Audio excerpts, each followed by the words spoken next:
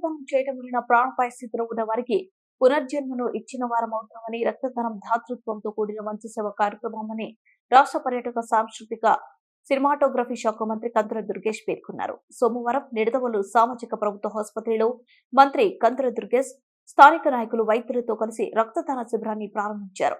ఈ సందర్భంగా మంత్రి కందుల దుర్గేష్ మాట్లాడుతూ రక్తదానం ప్రాణదానంతో సమానమని, మరొకరి జీవితంలో వెలుగునిస్తుందన్నారు.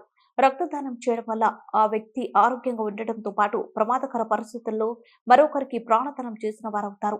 ప్రజలకు మంచి చేయాలనే సంకల్పంతో రాజకీయాల్లోకి వచ్చిన డిప్యూటీ సీఎం పంచాయతీరాజ్ శాఖ మంత్రి కొణిదెల పవన్ కళ్యాణ్ జన్మదినాన్ని పురస్కరించుకుని నియోజకవర్గంలోని పలు చోట్ల రక్తదాన కార్యక్రమాలు, దివ్యాంగులకు, పారిశుద్ధ్య కార్మికులకు నిత్యావసర సరుకులు పంపిణీ వంటి కార్యక్రమాలు నిర్వహించుకుంటున్నామన్నారు.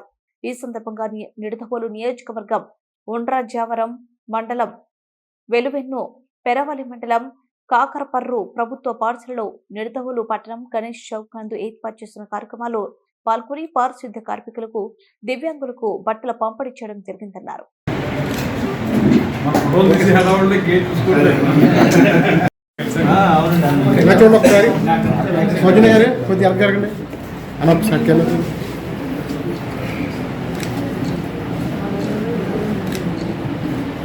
Okay sir. డాక్టర్ గారు వెళ్తారు కదా, ఇలా చూడండి ఒకసారి. Okay sir. ఓకే అండి.